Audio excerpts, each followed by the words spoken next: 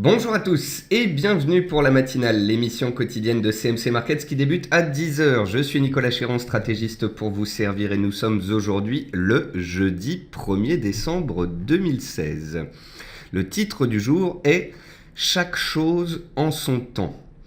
Je veux dire par là que les indices américains sont haussiers mais qu'ils ne peuvent pas monter tous les jours. Le dollar est haussier mais il ne peut pas monter tous les jours. Le pétrole est haussier à moyen terme, il est monté très fortement hier, il était encore en hausse de plus de 2% ce matin, puis il s'est mis à consolider car il ne peut pas monter en ligne droite. Je me posais la question hier en voyant la clôture du S&P 500 de savoir si les indices américains allaient débuter une consolidation, ce qui pourrait engendrer une correction sur les indices européens. Malgré tout, quand on regarde les clôtures des indices américains, eh bien, on remarque qu'ils ne montent pas, mais qu'ils ne baissent pas franchement non plus. Donc j'ai plutôt l'impression que c'est une pause dans la hausse, raison du titre du jour, chaque chose en son temps. Nous sommes dans des marchés qui sont haussiers, qui sont relativement lents, notamment quand on regarde le CAC 40. Mais le biais haussier est maintenu, nous faisons des plus hauts de plus en plus haut, des plus bas de plus en plus haut, les tendances restent haussières, il faut tout simplement laisser le temps au temps. Donc voilà, j'ai décidé de ne pas utiliser un titre du type pré-signal baissier ou prémisse de consolidation. Pour moi, les indices américains se stabilisent. On va avoir quelques statistiques aujourd'hui, mais on a surtout le NFP demain, les chiffres mensuels du chômage aux États-Unis. On fera d'ailleurs une émission spéciale à 14h15 pour suivre ces chiffres. Si vendredi, on a bel et bien une consolidation un peu plus forte qui se met en place aux États-Unis, il conviendra d'être plus prudent sur les perspectives haussières des indices. Mais si les acheteurs gardent la main, que voulez-vous que je vous dise? Restons factuels et pragmatiques tant que les tendances haussières demeurent. Bienvenue à tous en tous les cas pour cette émission. Je salue tous ceux qui viennent de nous rejoindre et je salue également tous ceux qui nous regardent sur YouTube. Avant toute chose, un avertissement sur les risques concernant le caractère purement informatif de cette présentation et les CFD. Je vous invite à en prendre note. Vous pouvez comme tous les matins utiliser les fonctions de chat et de questions-réponses en haut de votre écran pour pouvoir converser avec moi. On va voir ensemble les actualités marché, macro, actions, les statistiques économiques passées et à venir, une figure graphique reconnue par la plateforme de CMC Markets et bien évidemment, je répondrai à vos éventuelles questions. Alors, en termes d'actualité marché, le Dow Jones Industrial Average a terminé à l'équilibre à 19 124 points. Donc oui, certes, le Dow Jones est monté jusque 19 200 points, voire un petit peu plus en séance, et il a reperdu son avance en fin de journée.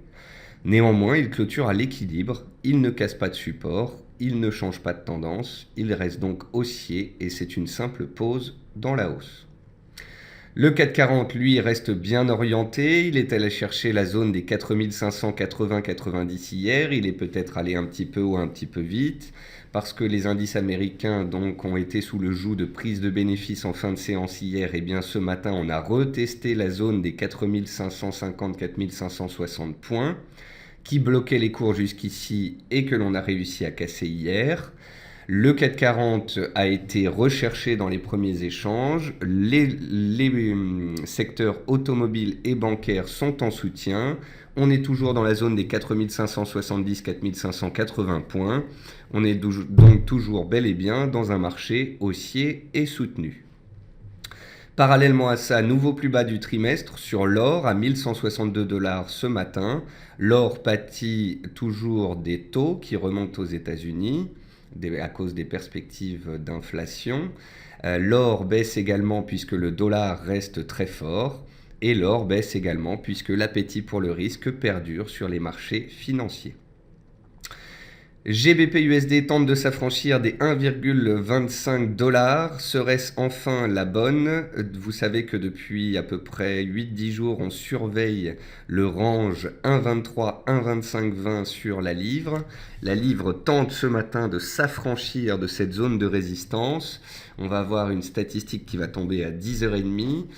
qui pourrait soit faire retomber les cours sous résistance, soit leur permettre d'accélérer et de valider enfin un hypothétique signal haussier. Donc la livre sera à suivre cette matinée.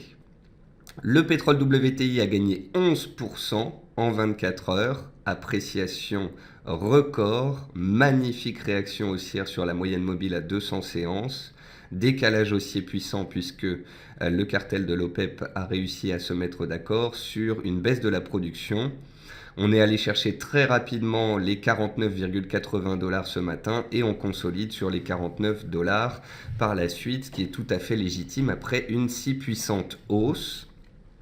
Parce que le pétrole s'est envolé hier, eh bien, on a eu des forts rachats sur les secteurs pétroliers et parapétroliers. Technip a gagné plus de 5% hier, Total 2%, CGG Veritas s'est envolé de 15%, Vallourec a cassé ses plus hauts annuels.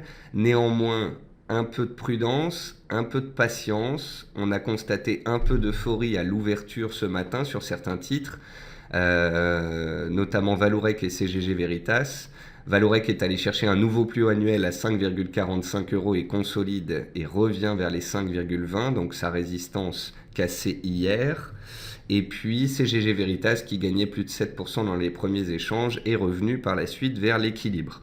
Donc le secteur pétrolier est bien évidemment soutenu par la hausse du pétrole qui peut continuer, mais tout comme je l'indique dans le titre du jour, laissons le temps au temps. On a eu une belle appréciation du pétrole WTI et du secteur pétrolier. On peut avoir une petite consolidation avant éventuelle poursuite de la hausse. Côté actualité macroéconomique, le cartel de l'OPEP, qui produit un tiers du pétrole mondial, a décidé de réduire le pompage de 1,2 million de barils par jour. Donc on passe de 33,7 millions de barils, un niveau record, à 32,5 millions de barils par jour. C'est une décision qui a été prise pour les 6 prochains mois à partir de janvier 2017. Au total, l'ensemble des sociétés pétrolières US a progressé de 5,5% sur la journée, hier, la plus forte variation quotidienne depuis 2011. Donc on a bel et bien un beau regain d'intérêt sur le secteur pétrolier grâce à cette hausse du pétrole. Goldman Sachs a relevé son objectif récemment, c'était hier ou avant-hier, à 2400 points sur le S&P 500 à échéance 2018. Et Goldman Sachs considère que le dollar pourrait s'apprécier de 7% dans les 12 prochains mois. Comprenez par là que Goldman Sachs anticipe plus de hausse de taux aux États-Unis, plus d'inflation, plus de hausse du dollar.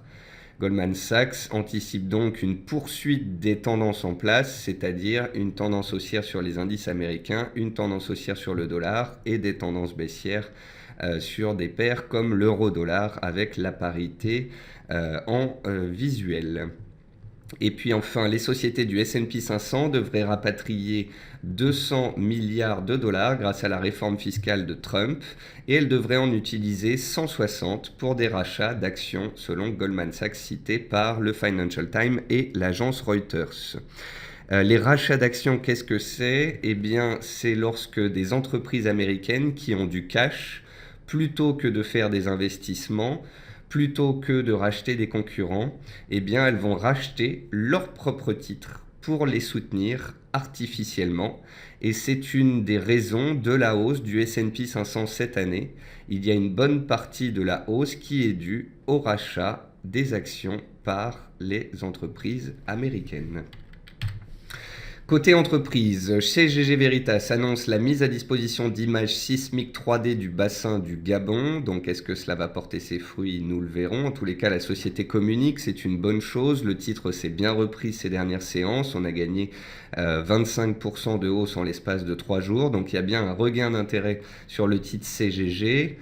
M6 acquiert Igral, leader du cashback français. Le cashback, c'est quand vous achetez quelque chose et qu'on vous rend un pourcentage en cash. C'est quelque chose qui a monnaie courante aux États-Unis et qui se développe en France. Solocal a vu ses créanciers valider l'accord de restructuration financière qui sera présenté le 15 décembre aux actionnaires. Wendel compte investir jusqu'à 4 milliards d'euros à horizon 2020. Renault et Peugeot profitent d'une hausse de 8,5% du marché automobile français en novembre. Et puis enfin, Carmat, le spécialiste des cœurs artificiels, perd 12% après l'annonce du décès du premier patient de l'étude Pivot. Le titre avait ouvert à peu près à moins 25% et il n'est plus qu'à moins 12%. Donc mauvaise nouvelle pour la société, mais les acheteurs semblent friands de ce titre lorsqu'il chute drastiquement. Dans les meilleures et les moins bonnes performances du CAC 40, on retrouve ArcelorMittal, toujours dans une magnifique tendance haussière, le secteur des matériaux de base toujours recherché. On retrouve Renault, donc le secteur automobile, boosté par des bons chiffres du secteur automobile donc français, des ventes d'automobiles en France en novembre. On retrouve Technip, toujours bien orienté avec le pétrole, et puis on retrouve BNP et Crédit Agricole, donc les bancaires qui soutiennent, et c'est une bonne chose. Donc en gros, on a les matériaux de base, l'énergie, l'automobile et les bancaires qui sont recherchés. On a donc globalement un sentiment du risque positif sur ces marchés. Dans les statistiques passées, on note l'indice manufacturier PMI chinois qui est ressorti au-dessus des attentes à 51,7 contre des attentes à 51.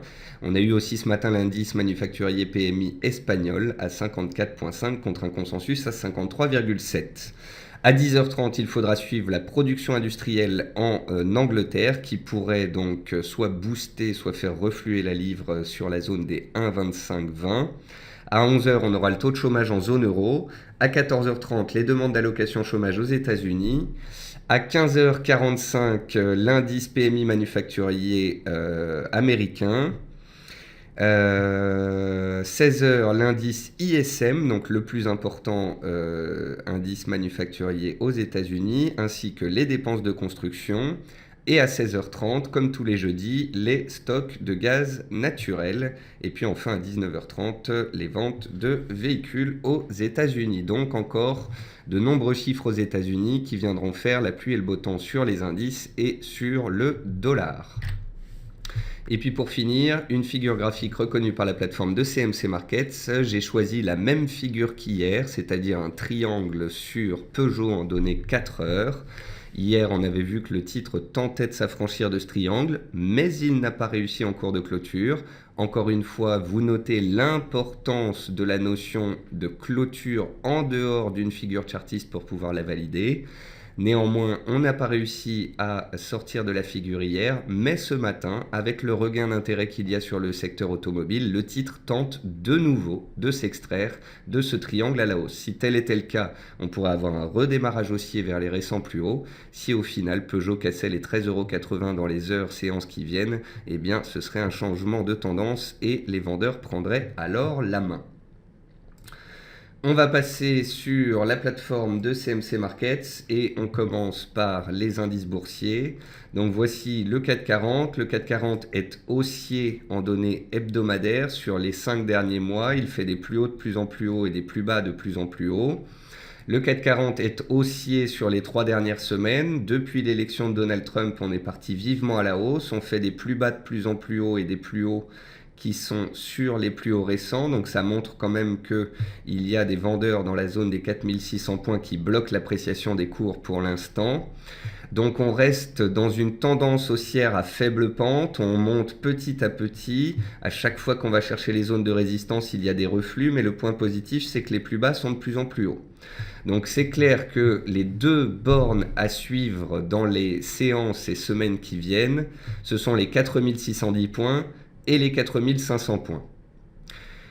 Tout dépendra du NFP demain, tout dépendra aussi du référendum italien de dimanche qui pourrait engendrer de la volatilité à la baisse lundi. Donc c'est la raison pour laquelle je vais devenir un petit peu plus prudent à l'approche de ces grands rendez-vous. Ce que je souhaite simplement spécifier, c'est que même si le CAC devait avoir échoué sous résistance et se replier vers les supports, on parle bien d'un mouvement haussier progressif et non pas de signaux baissiers ou de tendance baissière. Voilà. Donc, ce n'est pas parce qu'on n'arrive pas à monter qu'on va descendre. Pour l'instant, c'est une pause dans la hausse, une stabilisation des équilibres en place. Et parce qu'on n'est pas passé en haut, on pourrait revenir vers des soutiens. On a les 4525 points, la moyenne mobile à 20 séances, et en dessous les 4500-510 qui sont un support de taille. Sur le DAX, On travaille les plus bas d'avant-hier, les 10 550 points. On a réagi positivement ce matin dessus, on était remonté vers 10 600. Là, on rebaisse un petit peu. Sur le DAX, comme je vous l'ai expliqué ces dernières séances, c'est beaucoup moins haussier qu'aux États-Unis ou même que sur le CAC 40. Le CAC 40, lui, il profite de Total qui tire à la hausse puisque le pétrole soutient, et il profite aussi du secteur bancaire qui est particulièrement recherché ces dernières semaines. Le DAX, lui, il est plus baissier à court terme, autant le dire comme cela l'est. Il est haussier à moyen terme avec une tendance de fond haussière. Et on a eu un beau mouvement haussier avec l'élection de Donald Trump. On est dans une consolidation dans un canal baissier. Tant qu'on est dans ce canal baissier, eh bien, les vendeurs ont la main. Si et seulement si on réussissait à sortir de ce canal baissier par le haut, cela validerait une sortie de drapeau. Un drapeau, c'est un canal de consolidation baissier dans une tendance de fond haussière. Si on sortait par le haut de ce drapeau, on pourrait aller chercher les plus hauts annuels. Tant qu'on est dans ce drapeau, on a des risques de venir chercher la borne basse et de peut-être se rapprocher de la zone de soutien des 10 450 points. Au cas où les vendeurs prendraient la main à court terme, on serait susceptible de revenir sur ce seuil. Et puis on va regarder les indices américains. Et sur les indices américains, voilà où on en est, et c'est la raison du titre du jour. On n'a pour l'instant pas de signal baissier sur le Dow Jones. Le Dow Jones est dans une tendance haussière mensuelle, hebdomadaire et journalière. Il est posé sur sa moyenne mobile à 7 séances.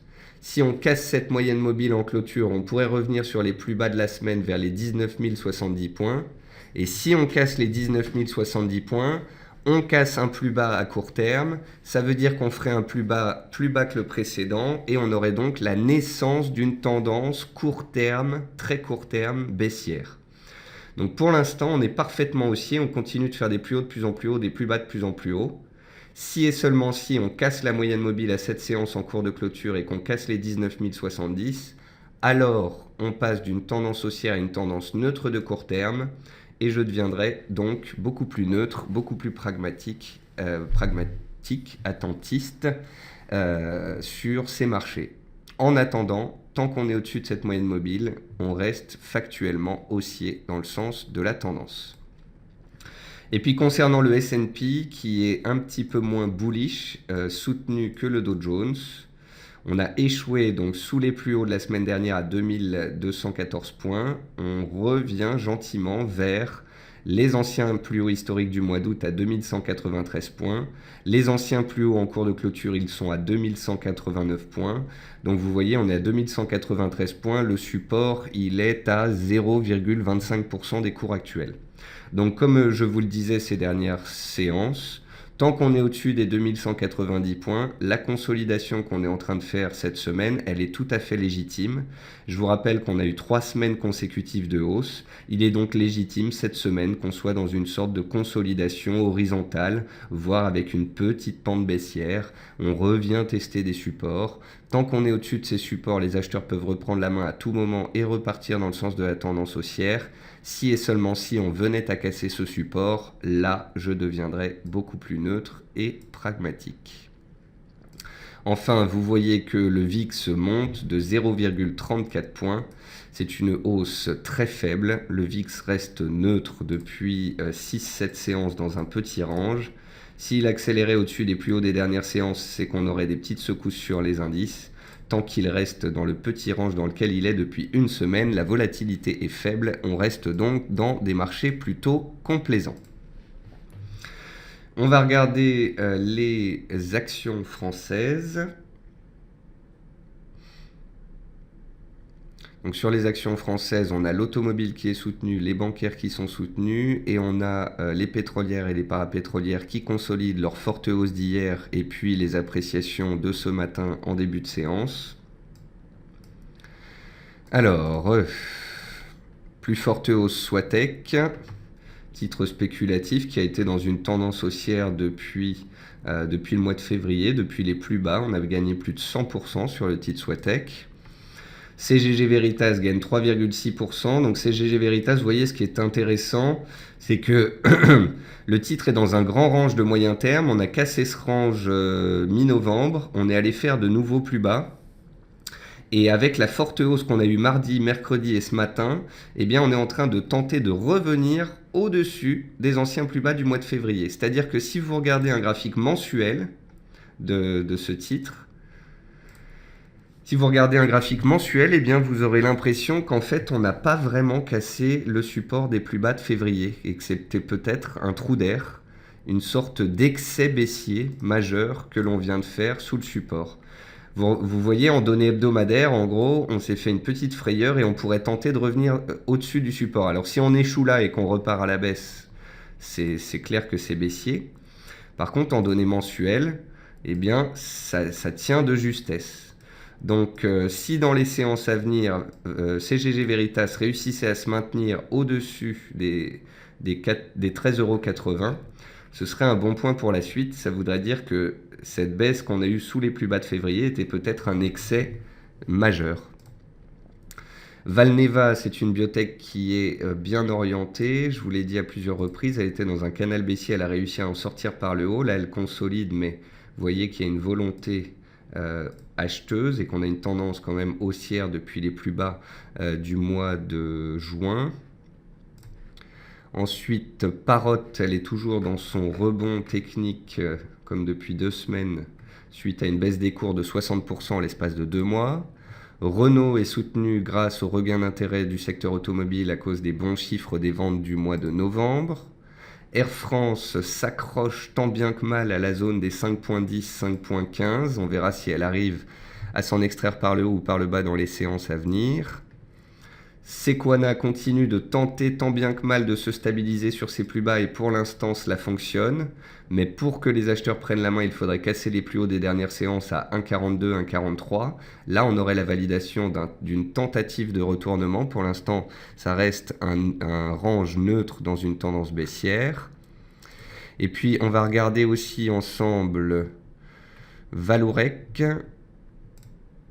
Donc Vallourec, elle est montée fortement hier, elle a cassé ses plus hauts annuels, elle a cassé la résistance des 5,20, elle a accéléré pour toucher les 5,45 ce matin, et puis les acheteurs ont décidé de prendre des bénéfices depuis. Donc vous voyez, on a bel et bien une tendance haussière de moyen terme, une résistance qui a cédé hier, on est allé un peu haut, un peu vite ce matin, donc on revient tester cette zone de résistance.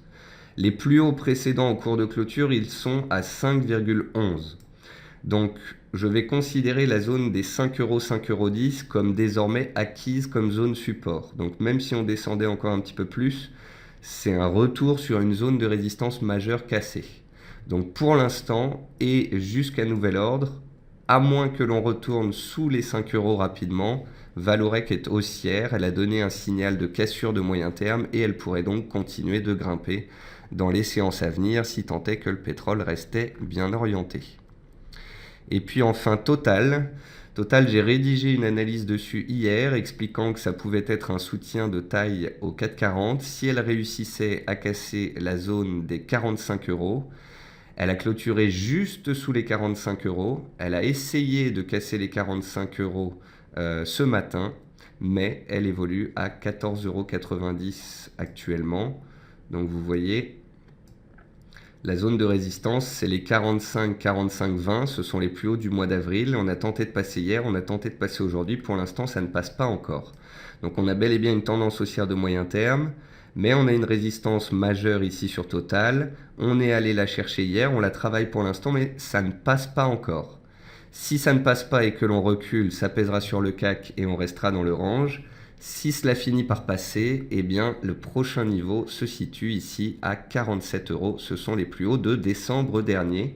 Et si Total réussissait à casser cette borne et à accélérer, ce serait bien évidemment un soutien de taille pour le CAC 40 puisque Total pèse 8,8% du CAC. Je vais regarder 2-3 titres qu'on me demande d'analyser ce matin. Alors on me demande de regarder Direct Energy. Est-ce que j'ai cela ?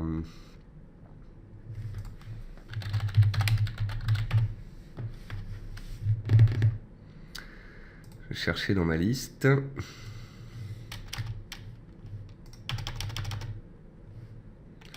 Non, je ne l'ai pas. Altran, elle est là. Je la mets dans ma liste. Alors, Altran. Bah, Altran, c'est une tendance baissière.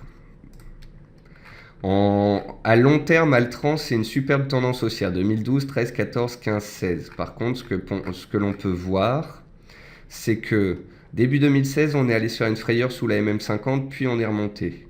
Mi-2016, on est revenu sur MM50, puis on est remonté.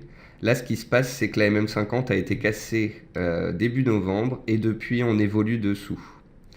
Donc, tant qu'on est sous les 12,30 et la MM50, il y a des risques de continuation baissière en direction des 11 euros. Il y a des risques de retournement à la baisse de la moyenne mobile à 50 qui est plate désormais. Il y a des risques de retournement à la baisse de la MM20. Donc il y a bel et bien un risque de retournement sur cette valeur.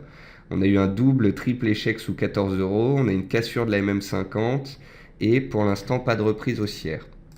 Et en données journalières, c'est la même chose. Tendance baissière avec des plus hauts de plus en plus bas, des plus bas de plus en plus bas. Donc jusqu'à nouvel ordre, jusqu'à ce qu'on ait un éventuel chandelier de retournement, une figure haussière, une cassure de résistance, Altran est dans un canal baissier, dans une tendance baissière, et elle peut continuer de descendre en direction de ses prochains supports, 11,60 € et 11 €. Seule une cassure de ce canal serait une bonne chose, et une cassure des plus hauts récents à 12,30 changerait potentiellement la donne.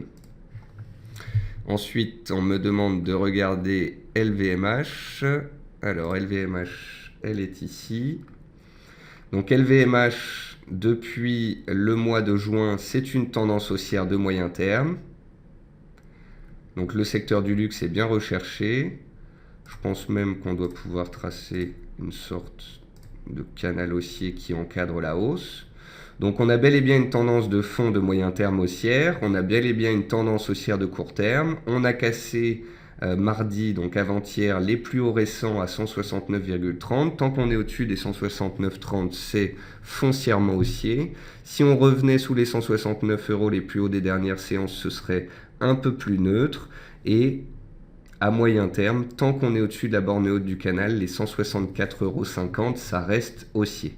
Après, on va regarder s'il n'y a pas une zone de résistance. Ah, effectivement. Pourquoi est-ce que LVMH bute un peu? Eh bien parce que en fait, le titre a fait un double bottom ici sur ses plus bas du début d'année à 131 € et on vient de repasser de 131 à 170 €. Et qu'est-ce qu'on a dans la zone des 170-173? Eh bien, on a les plus hauts de 2015 en résistance. Donc, on a bel et bien ici un titre qui est dans une tendance de fond haussière, avec une tendance moyen terme haussière, mais plus on grimpe, plus on s'approche des plus hauts de 2015 et donc une zone de résistance majeure. Donc, c'est haussier, mais plus on grimpe, plus on s'approche d'une zone de résistance de moyen terme, au contact de laquelle les vendeurs peuvent tenter de ressortir à tout moment. Ensuite, on va regarder Eurofins. Donc Eurofins, elle est haussière à moyen terme, mais la réaction de ces dernières séances laisse entendre qu'elle est sous le joug de prise de bénéfices. Donc Eurofins, c'est ça, hein, il faut mettre un peu les choses en perspective. Tendance haussière extrêmement puissante de 2011 à 2016. Le titre passe de 50 € à 400 €, il est multiplié par 8. Quand on regarde en données hebdomadaires, on voit bien une belle tendance haussière au-dessus de la moyenne mobile à 20 séances. Par contre, on voit que ça commence à freiner dans la zone des 430-435 €. Donc, on a cassé les plus hauts récents fin novembre, mais les vendeurs ont pris la main et appuient sur la tendance à court terme. Donc là, attention, à court terme, les vendeurs ont la main. On a un support clé ici dans la zone des 400 et on a un autre support clé ici dans la zone des 390. Les 390, c'est les anciens plus hauts du mois d'août qui ont été testés le 9 novembre et les 400, c'est un seuil psychologique qui a été travaillé ces dernières séances. Donc tant qu'on est au-dessus des 390, à moyen terme, c'est aussi, on peut repartir à la hausse à tout moment. Si vous n'êtes pas en position sur ce titre et que vous souhaitez vous placer dessus, à vous de voir. En tous les cas, très court terme, les vendeurs prennent la main. Donc on a une tendance de fond haussière, mais une tendance baissière de très court terme. C'est ce qui rend la situation un peu plus complexe. Pour que les acheteurs reprennent la main, il faudrait une réaction haussière sur un support potentiellement. Donc voyons si à 390 ou à 400 euros, une réaction haussière prenait forme, auquel cas il pourrait y avoir un retournement à la hausse. Pour l'instant, elle est un petit peu affaiblie. Et puis dernier titre que je vais passer en revue, Air Liquide. Air Liquide pour Jean-François. C'est bien, vous me posez des questions. Vous prenez l'habitude, c'est une bonne chose. J'ai une connexion qui est particulièrement lente aujourd'hui, vous m'en excuserez. Air Liquide, c'est un range. On en a parlé ensemble à de nombreuses reprises. C'est un range depuis pratiquement un an, entre 89 et 98 euros. On a tenté de s'éjecter à la hausse mercredi, on a touché le haut du range à 98 euros. Ça ne passe pas pour l'instant, donc c'est très neutre. On a ouvert un gap avant-hier à 95 euros. On est susceptible potentiellement de le fermer. Pour l'instant, Air Liquide, il n'y a vraiment rien à dire. Il y avait une tendance haussière magnifique de 2009 à 2015. On a cassé début 2016 cette tendance en sortant du canal haussier de moyen terme par le bas. Le titre est désormais extrêmement neutre depuis un an dans un range. Et tant qu'il est bloqué sous les 98 euros, eh bien, les acheteurs n'arrivent pas à prendre la main. Donc, situation de neutralité complète sur ce titre. Ensuite, on va passer sur les matières premières. Donc sur les matières premières, on va parler du pétrole qui est fortement monté hier, qui a cassé les 48,80 €, qui a accéléré vers 49,80 €. Néanmoins, il a gagné 11% en 24 heures, donc il est tout à fait légitime que les cours consolident. Et on est actuellement sur les 49 €. Donc vous voyez, on est passé de la MM200 au haut de range et de la résistance des 48,8 hier. On tente de dépasser cette zone-là ce matin, mais les acheteurs s'épuisent un petit peu après 11% de hausse en 24 heures. Donc là, une consolidation serait légitime. Et si on clôture sous 48,8, on est même susceptible de revenir vers les 47,80 €, voire les 47 €. Ça monte en dents de scie, le pétrole, vous remarquerez. C'est 3 pas en avant, 2 pas en arrière. Donc on n'est pas à l'abri d'une consolidation avant une éventuelle continuation de la hausse. Mais le point positif, c'est qu'on a une tendance haussière de moyen terme et une tendance haussière de court terme. Donc pour l'instant, les pétroles sont soutenus, peuvent repartir à la hausse à tout moment, tout comme les indices boursiers, une pause s'imposait. Le riz, il est toujours neutre entre 9,20 cents et 9,75 cents, mais il grimpe petit à petit ces dernières séances. Il est à 9,56 actuellement, donc il est toujours bien recherché. Je le surveille parce qu'à tout moment, je ne serais pas étonné qu'il tente d'attaquer sa zone de résistance. Le gaz naturel, il est toujours bien orienté. On a eu un gap d'éjection lundi dernier, enfin lundi d'il y a 2 semaines. Lundi dernier, on a eu un gap de continuation. Les acheteurs gardent la main au-dessus des 3,10 et l'objectif théorique, c'est les 3,33. On aura les stocks cet après-midi qui nous feront soit revenir sur support, soit potentiellement atteindre l'objectif théorique haussier dans le sens de la tendance haussière. Quoi d'autre ensuite sur les matières premières? Eh bien, on notera que le blé est extrêmement faible. J'avais tracé un petit canal, il en est sorti par le bas, donc je supprime ce canal. On est revenu sur les 375-76 cents. Une petite réaction semble s'effectuer. Je ne cherche pas particulièrement de support ou de retournement sur le blé. Je l'avais regardé hier et j'avais trouvé ce bas de canal qu'on a rapidement cassé. Pour l'instant, c'est tendance baissière de moyen terme et tendance relativement neutre sur 3 mois et j'ai pas grand chose à vous dire là-dessus. Ensuite, on a les cours du coton qui sont toujours comprimés dans un triangle dont on attendra la sortie qui devrait être puissante. Et puis enfin, on a les cours de l'or qui continuent de glisser puisque les taux continuent de monter, le dollar continue d'être fort et les indices restent bien orientés à moyen terme. Donc l'or continue petit à petit sa dégringolade. Vous pouvez lire une analyse sur l'or que j'ai écrit la semaine dernière sur le site de CMC Markets. Quand vous allez sur le site de CMC Markets, vous allez dans Actualité et Analyse, vous avez toutes mes émissions qui sont publiées, vous avez mon analyse de Total d'hier, vous avez le calendrier de la semaine, mon analyse sur le S&P 500, l'analyse dont je vous parlais sur l'or, vous avez les anciens webinaires spéciaux qui ont été enregistrés, vous avez mon dernier papier sur la bourse parisienne entre impatience et ennui à la bourse de Paris où j'explique qu'on est coincé dans un range et c'est toujours le cas. Donc voilà. Prenons notre mal en patience, certains actifs décalent, d'autres mettent un peu plus de temps, laissons le temps au temps. Et puis enfin, sur le dollar est dans une consolidation, tout comme les indices boursiers. Souvenez-vous, quand on a commencé cette semaine, je vous ai dit, le dollar a atteint un objectif majeur la semaine dernière, les indices ont atteint des objectifs haussiers majeurs la semaine dernière, on pourrait assister à une consolidation cette semaine, à une stabilisation sur les indices et le dollar. Et en fait, c'est exactement ce qui se passe depuis lundi. Lundi, on a baissé, mardi, on a tenté de remonter, mercredi, on est remonté pour de bon, aujourd'hui, jeudi, on consolide, mais c'est une consolidation horizontale. C'est la même chose que sur le S&P 500. On a eu 3 semaines de hausse, une conso et on se stabilise. Et demain, on aura le NFP qui sera le catalyseur, soit pour revenir vers des supports un petit peu plus profondément, soit au contraire pour continuer à la hausse dans le sens de la tendance. Donc le dollar consolide, à plat, toujours recherché, et les paires en dollars se stabilisent.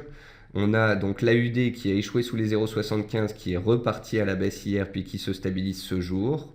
Si le dollar continue de grimper, l'AUD continuera dans le sens de sa tendance baissière, dans le sens des impulsions baissières qui ont été données.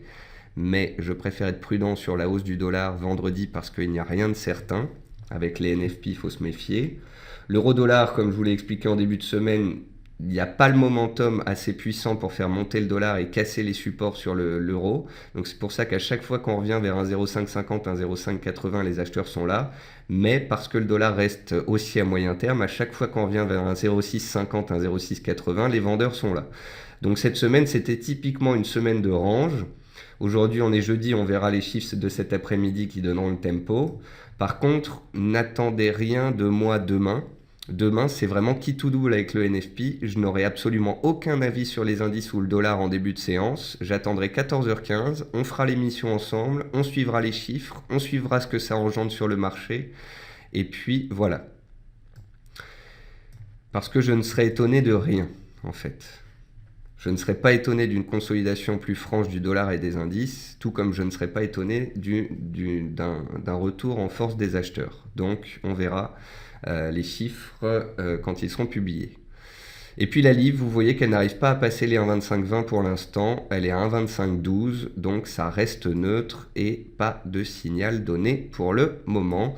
Et puis l'USD Yen, il est à 114,30 et il consolide sa hausse récente toujours dans une tendance haussière, un peu comme les indices et le pétrole.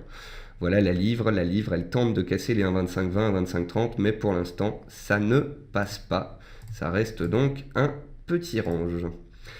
Donc voilà, j'espère que vous l'aurez compris, on est dans une semaine de consolidation après 3 semaines de hausse sur le dollar et les indices. C'est une consolidation qui se fait petit à petit, elle ne remet en rien les tendances haussières en question. C'est une stabilisation, une pause dans la hausse. Est-ce que cette pause va s'intensifier au profit de corrections un petit peu plus profondes ou est-ce que les hausses vont perdurer? Tout dépendra du NFP de demain à 14h30. Et à ce sujet, je ne suis pas devin. Ensuite, pour répondre à LL, le Bund. Donc le Bund, il faut le surveiller, effectivement. Ça fait 2 semaines que le Bund rebondit, c'est-à-dire que les taux se détendent, mais vous voyez que le Bund repart à la baisse, ça veut dire que les taux se tendent de nouveau. Puisque les taux se tendent, puisque les chiffres américains sont bons, les perspectives d'inflation continuent d'augmenter, ce qui fait remonter progressivement les taux d'intérêt long terme. Il se puisse aussi qu'on ait des tensions sur le Bund, avec un peu de stress en amont du référendum italien. Attention, si le Bund cassait d'ici la fin de la semaine ou début de semaine prochaine les 160, ce serait une cassure de support de moyen terme. Ça voudrait dire de fortes tensions possibles sur le marché obligataire. Et ça, par contre, ça pourrait faire dégringoler, déstabiliser le marché action. Donc, attention à cela. Voilà, sur ce, on a fait un point complet tous ensemble. Je vous remercie de vos questions. Je vous retrouve cet après-midi à 15h45 pour faire le point dans le quart d'heure US. Je vous souhaite à tous un bon trading, un bon appétit et à très bientôt. Au revoir à tous.